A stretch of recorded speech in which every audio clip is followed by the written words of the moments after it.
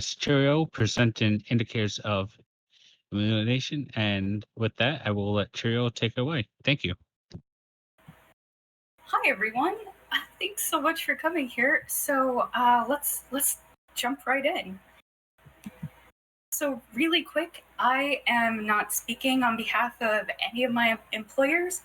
Everything I say is basically my opinion and not necessarily that of my employer. So now that we have that out of the way, I'm going to do a TLDR on this and basically tell you that this talk is about taking the Windows command line arguments and PowerShell and seeing what the heck we can do with it as a cyber threat intelligence professional to provide to other teams in the organization.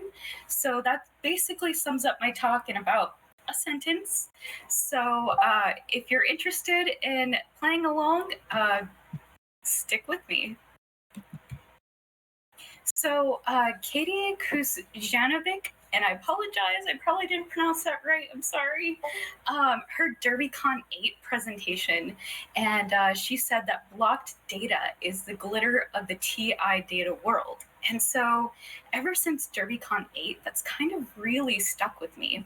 And in the spirit of the discovery theme this year for DEF CON, I decided, hey, why not explore this a little bit further and see what I can do with actual like blocked data, and see how I can extract intelligence and information to be able to feed to different teams. So fast forward about 13 months and I go to Matt Kelly's B-Side Chicago talk in 2019, and it was a great presentation on threat emulation, adversary-focused red teams. And in it, he gave a really interesting graph and information about some ideas as far as how threat intelligence can help feed red teams and adversary emulation. So that kind of stuck with me. Then fast forward another 5 months, and I reached out to Bryson Bort because over at Side they have something called a marketplace, and basically, it's I'm gonna paraphrase horribly, so please forgive me. It's like a thing for researchers to research threat actors out there, and then help build out some of the adversary emulation that they have, right? So I'm like, oh, that sounds so fascinating. I want to get involved. And so Bryson got me in touch with Adam Machini, and I apologize, I may have pronounced that wrong. Please forgive me. And he pointed out that there were a lot of threat intel reports with Linux commands, Linux-related commands, but there wasn't too much with Windows.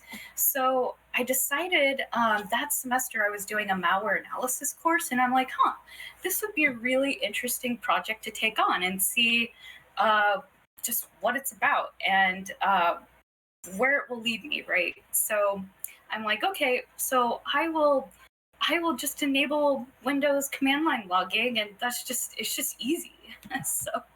so what I did is I got a VM, and then I figured out how to turn on the logs and all of that, right?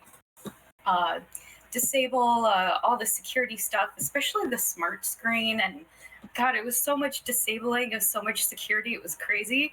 And I just want to do a shout out to Microsoft Windows. Like, I cannot tell you how hard it was for me, like how many things I had to disable and go through in order to execute malware on the VM. It was crazy. I'm like, holy crap, they do a really good job. Yeah, I mean, just try. It's involved. So what I did too is I created a baseline. So Windows command line logging, if you look over it, you're like, what the H is that, right? So before introducing malware into the environment, I decided to just watch the command line a little bit and get a better understanding, because DFIR isn't my 24/7 life, right?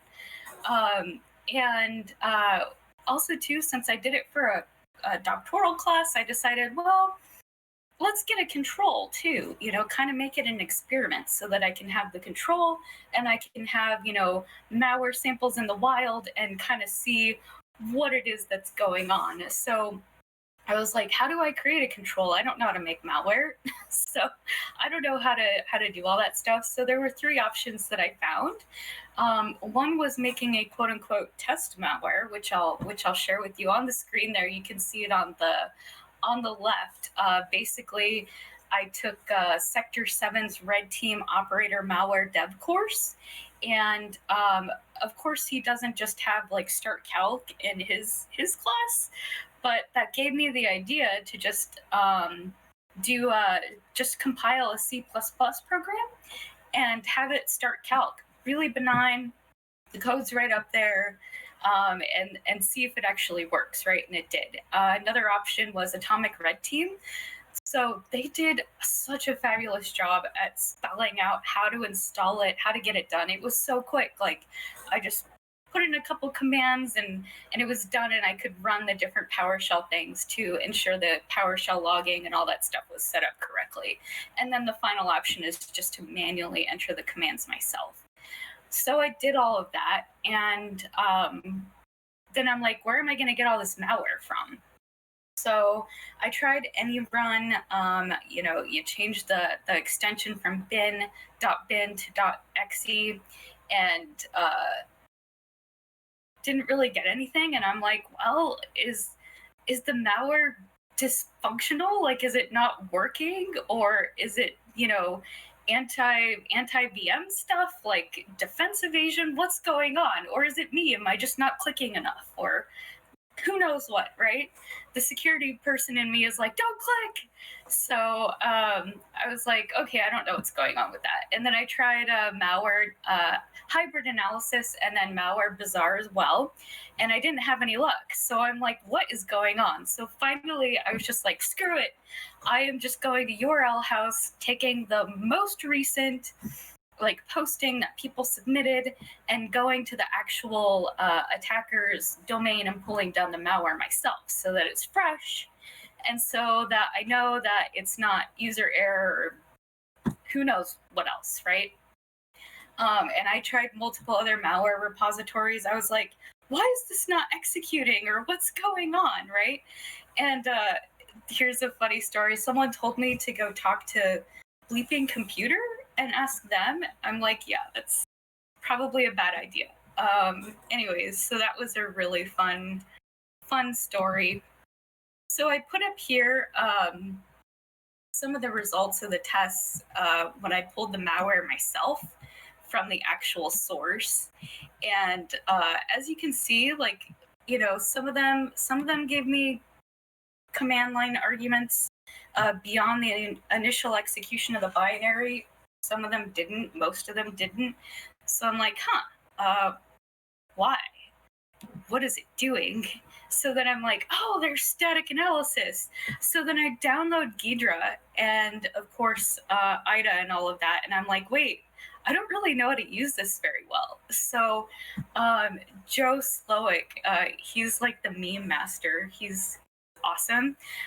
He recently posted something with a guy trying to drink water, and he's like, drink water like these, like that's how I felt. It was so bad. I'm like, oh my god, like the learning curve on that is just a little bit more than I'm willing to invest right now. I will. It's just I wanted to get through this and make it accessible to as many people as possible.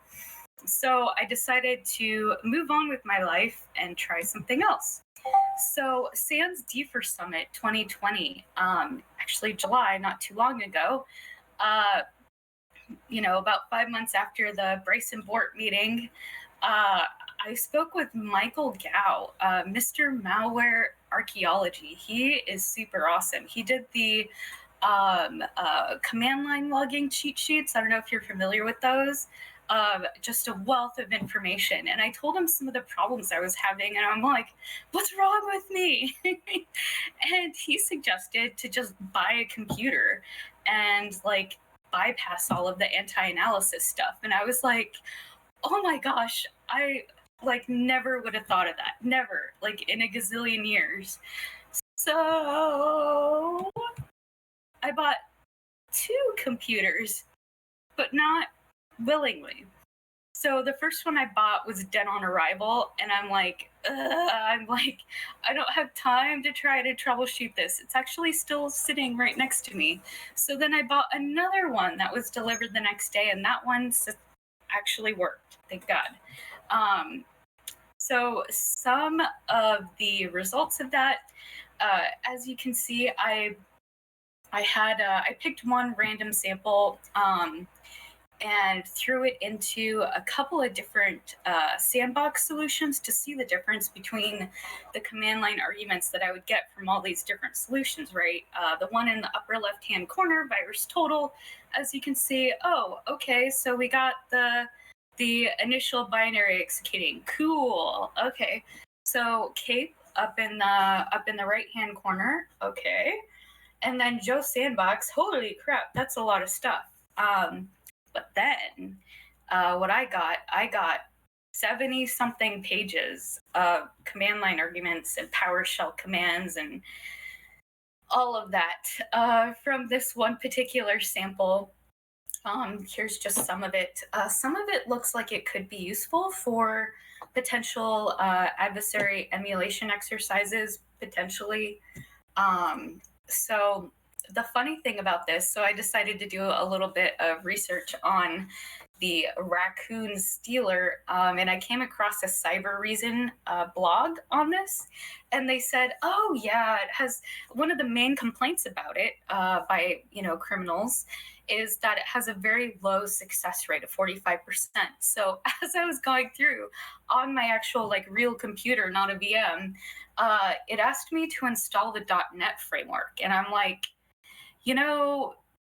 that's a lot of work for the average user to like, install this so that you can read, an invoice or whatever. Like, I'm like, no wonder why it has a low success rate. At least that's my understanding of it. And I didn't really find that anywhere in a lot of the blogs that I read. So definitely it's a huge advantage that now I know this. Now it requires me, in order for this particular variant of Raccoon Stealer to work, I have to install the .NET framework of that version. So if your enterprise computers, whatever, aren't using that and would require the installation of that particular .NET framework, then this particular variant would be a really low threat to you, so you wouldn't necessarily need to proceed with analysis. But here's a little fun tidbit. So as I was going along, I got a little pop-up video, and it said, Nyan Cat. Like, who doesn't love Nyan Cat, right? I'm like, Pop-Tarts? Cats? Rainbows? Sure. So it said, make this connection available for all users or my use only. And I was like, oh, I don't know what to do. Of course I did this safely, on and on and on. So I was like, you know what? I'm just going to roll with it and click OK and see what happens. And so I was really excited. I was hoping, like, CrowdStrike came to mind. I'm actually wearing one of their shirts where the activity of actors, how quick they are to jump on connections and stuff like that. And so I was waiting, and I'm like, excited because I'm expecting, like, something to happen, anything to happen. And hours later, still nothing. And I'm like, all right, like, I have to move on with this. But it was fun and exciting for a little bit, like waiting.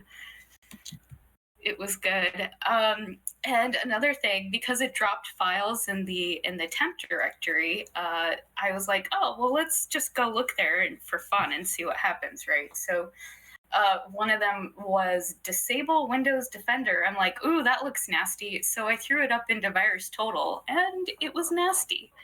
So, yeah. So that was that particular sample, because I'm assuming a lot of places have Windows 10 without the .NET framework. I'm like, meh. So then last night at 5:15 p.m. Pacific Standard Time, like yesterday, like literally yesterday, less than 24 hours before my talk, a friend contacted me and said that his company was willing to let me look at their junk data to go through this as an example. So I'm like, cool. Like, yeah, like I'll totally do that. But can I do it or can I not do it for, prepping in less than 24 hours to analyze this? Well, let's see. Like, it's not unrealistic for enterprise and corporate America for you to get off the wall like crazy ass, last second. So I'm like, why not? Let's do this. You only live once, right? YOLO. So I got the sample and I tried to make it as realistic as possible, like pretending your boss comes to you and says, I need this yesterday. So, and let's say that, I don't know, whatever. I just did the sandbox stuff, OPSEC, blah, blah, blah. So do whatever you do with your organization, whatever, right? Everyone has different things that they can and can't do. So with this sample, I loaded it to AnyRun, and VirusTotal already had an entry, and then I loaded it to Malware Bazaar. And the wonderful thing about Malware Bazaar is that I get extra stuff. So I loaded to Malware Bazaar, I get Joe Sandbox, and I get Cape. And Cape took a while. Like, I had to wait until the morning, like probably around 1 p.m., which would be 11 a.m. Pacific time. So to look at the results of those. So I just went with what I had. And of course, the threat intel and me knowing that this came from an actual company, I wanted to share additional context with the person that sent it to me. So I'm like, according to VirusTotal, it does a call out with the DNS traffic to a Nigerian-based hosting company. And I pivoted off that. And I ended up creating a custom rule for a YAR rule for this particular company. And interestingly enough, that particular DNS callout was only associated with 4 other files. So I did a diff on it and then shared the particular YAR rule that was associated with that and passed it off to my contact. And so then I go to a MITRE ATT&CK, right? And I'm like, oh, MITRE ATT&CK will save the day. They'll have something on Hawkeye. That's what the sample ended up being. And then I go to MITRE ATT&CK and I'm like, no, they don't have it up there yet. Why? Why, God, why? So I'm like, okay, what do I do next? And this is kind of realistic, So then I'm like, well, let's try to create a repeatable process for this since I have such a short amount of time to make this doable. And I decided to just use MITRE ATT&CK's framework anyways, and analyze it and tactics to guide the research as far as what to look at. And this is from Joe Sandbox and an output of all the different MITRE ATT&CK variants, right? But we want specifics, because if I just say native API to, or, process injection, or WMI to the red teamers, they'll be like, okay, great. And then, so I decided to go a little bit of digging. And with this, the initial access, it was an email with a exe attachment, and the subject said invoice attached, right? And another thing with this particular sample, it can propagate via USB. So I didn't want to, get too friendly with it, if you know what I mean. The other good thing, though, is that this particular sender was not a third-party recipient, or was not a third party of the recipient of the particular email. And I really love how they set up there. Attached is the reverse invoice. So obviously they might not necessarily have the best English. I went to one of the domains that was in the email on the upper right-hand corner, the big yellow thing. That was the FPE 2000.it. Not too exciting. And then at the bottom is the actual domain from the sending organization, so I'm not going to comment further on that, but malicious exes are coming from there. And it happens to be from Nigeria too. So the sender, company from Nigeria, and DNS call out to Nigeria that gave me 4 other samples that were malicious. So execution, obviously we have user execution of a malicious file, which is the T1204.002. So we have that. And then we have WMI. So specifically what it is about WMI is that it checks if the AV antivirus firewall program is installed. As you can see here, it has select from antivirus product, select from firewall product. So, and with this, I used it as an experiment, and here's the process that I came up with that I repeated for each and every single tactic. Was basically I look at Joe Sandbox and the MITRE attack section, and then I look at the specific entry in Joe Sandbox as far as the detailed information you can see there in that picture. And then I go to Atomic Red Team to see if they have the particular technique available, and I look at the YAML contents of that particular file, and then I Google what isn't there. So here's an example of that. So Atomic Red Team has, when I looked for the T1047 for the WMI, I didn't find specifically what I was looking for, but later, like a lot later in the process, I found what I needed in T1518.001. and put that right up there at the bottom. And then prior to that, I did a little bit of Stack Overflow searching, and also found a similar command. I don't know if it works or not, like would have to do testing on that, but I have that information available to provide to Red Team to cut down their research time. So next we have the native API, and specifically this is related to .NET source code references. And I was like, what the heck do they mean by that? So I looked that up at the bottom, and as you can see, it comes from particular exes. And I'm like, okay, so I searched through the whole like analysis report, and it was still like not helpful. So then I went to Atomic Red Team, and as you can see here, I put the big arrow. They had the .NET framework version, 4.0, whatever, and I searched that, and then I found a command line argument, but no like qualifiers or information behind that.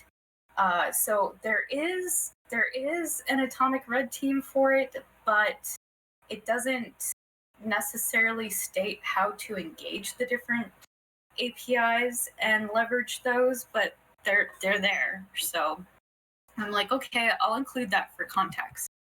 Persistence is next.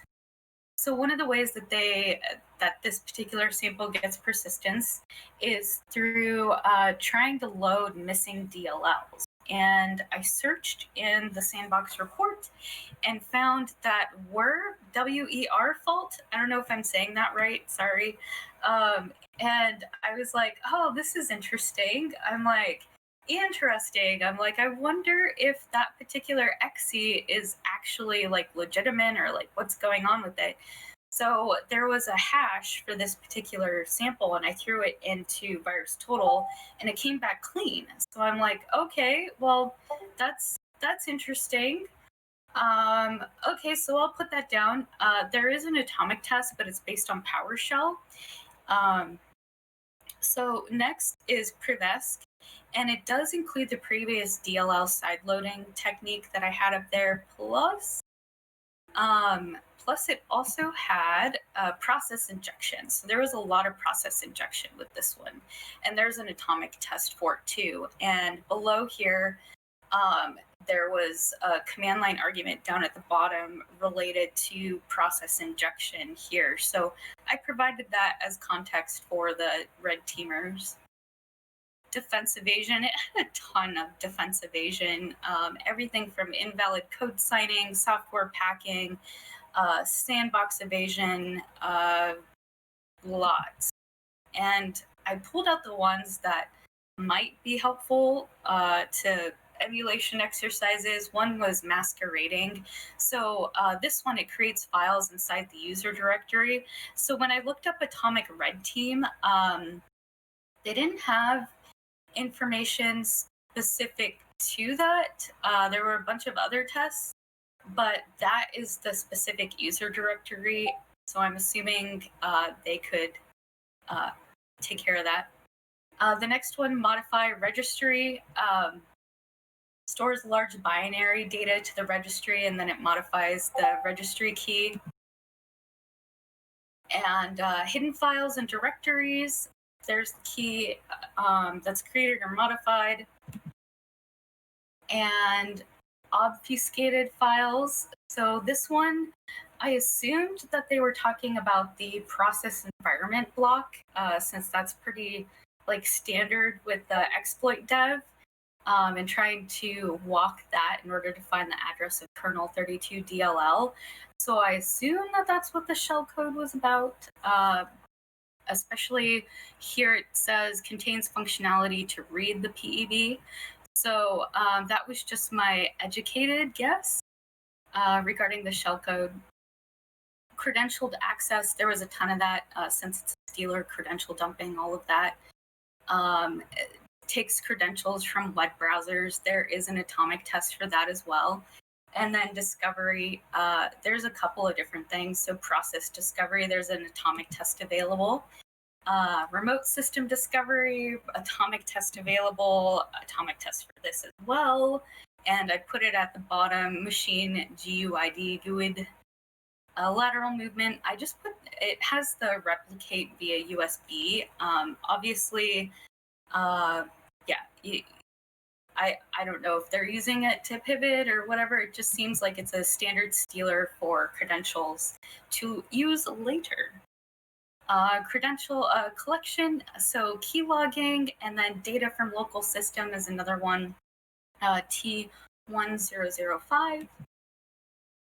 And then archived collected data. So with this, I'm assuming they meant that they would either compress or encrypt the data prior to exfil. So that's good info for the red teamers to use in their exercises. Of course, also too, they take the clipboard data, local email collection, and there's an actual atomic test for this as well too. And all of the specific folders that were accessed in order to get the contents, and I provide that. So C2, encrypted channel. So I know that Jorge Archiles has the C2 matrix along with Bryson Bort. And so they have a lot of different fun things that you can pick through to be like, okay, I need an encrypted channel. So that'll be really easy for you to go through. And there is an atomic test available for these as well. Exfiltration, I assume that they exfil the encrypted or compressed data. So there is that. That's what I put as exfiltration. Impact, there doesn't necessarily seem to be an impact other than stealing creds and private information. So, no ransomware type anything. And I wanted to add additional context as well. So I decided to look at the YAR rules that fired on this particular sample. And as you can see, there's consistent hits with this particular rule from Malware Bazaar. And then I decided to go digging a little bit, and I'm like, what is this rule about? So I found a link to it on a GitHub, and same author, same all of that, and it looks like it was made in 2015. And it looks like they're using the same string of the holdermail.txt, which was also a command line argument, as you can see down here at the bottom, since at least 2015. So I'm like, oh, that would probably be good to include in the emulation exercise, since that hasn't changed in what, 5 years. The other thing is, so the HTTP traffic doesn't have a header. I have different examples here of files written, and then the process tree too, if they want to try to emulate that as well, for like security tools and all of that for detection purposes. It dropped 11 files, and I included the different folders that they got dropped to, and other characteristics. So I thought that this was interesting. They use port 0, and so I just included stuff that I'm like, huh, this looks really interesting. They used DNS over HTTPS and things like that, so that red team can kind of pick and choose what they want and don't want. And so basically, this was literally junk data. Like, no one cared about. It was blocked. Like, who cares, right? But the org was being targeted with it. So just the little bit, less than 24 hours that I spent with this particular sample, we got all of this information out of it, was able to map it back to Atomic Red Team or Google, and Stack Overflow and all of that, and get somewhat of some commands and behaviors, TTPs, associated with this that they can test within their own environment. And here's just some of the stuff that that they can get from this data that's essentially junk. I mean, that's pretty good. They got a Yara rule out of it, custom, made by me, from threat actors that they're actively being targeted with. They got basically kind of a purple team exercise where if it's using this or it's doing that, you can look at your defenses prior to that. Do you have, WMI, all of that. So building out a purple team exercise around this, and working with adversary emulation teams, whether that's a dedicated person or a team or blue teamers filling the red team, who knows, right? Organizations have so many different things going on. So in summary, I'm going to leave it to you guys to decide if you think that junk data, essentially blocked data, can provide value to your organization, and whether or not you can use that blocked data or even delivered data. You see what I do at blocked data, imagine delivered, right? So, whether or not you can kind of tailor and use this information that's specific to your organization that's being targeted, having the MITRE attack heat map and knowing where your coverage is in your environment that people talk about, right? Cyber War Dog talks about that, Olaf, like a ton of people. And so knowing that, you can know where your weaknesses are, where your strengths are, where you have visibility, where you don't have visibility, and you can take this information. And as a threat intel analyst, you can see that you don't have to buy 2 computers to get some of this information. I really loved the CAPE sandbox and also Joe sandbox and Malware Bazaar. Absolutely love them. Just combining all of it, and then also the different sandboxes. They're not like, I got different data from different ones, even though it was the same sample. So I just kind of compiled it all, and then some of the analysis I did on my own, I added additional TTPs that weren't on the actual heat map that I showed you at the beginning. So there's a lot that you can do with this based upon your organization. You can also create a threat library or threat actor dossiers, even though it's malware, but you can kind of start to paint a picture over time. So you see the Nigerian infrastructure and a Nigerian company sending you maliciousness. I'm not pointing fingers. So you can start to get a more holistic view of your threat landscape and what they could potentially be interested in. Obviously, if they wanted to disrupt your services, I mean, yeah. So I could talk a really long time about that, but I will leave that up to your conclusion and what you find valuable to your organization. And I just want to thank you so much for attending my talk. And that's it. Thank you. Enjoy DEF CON. And thank you. Thank you very much, Cheerio, for that wonderful presentation and talk. And as always, we recommend that you go to Track Talk 1 to direct your questions for the presenter on our Blue Team Village Discord. And if you have any questions, I'm sure she will be able to answer them. And I'm just going to look through real quick. I don't see any at the moment. So thank you very much. Thank you.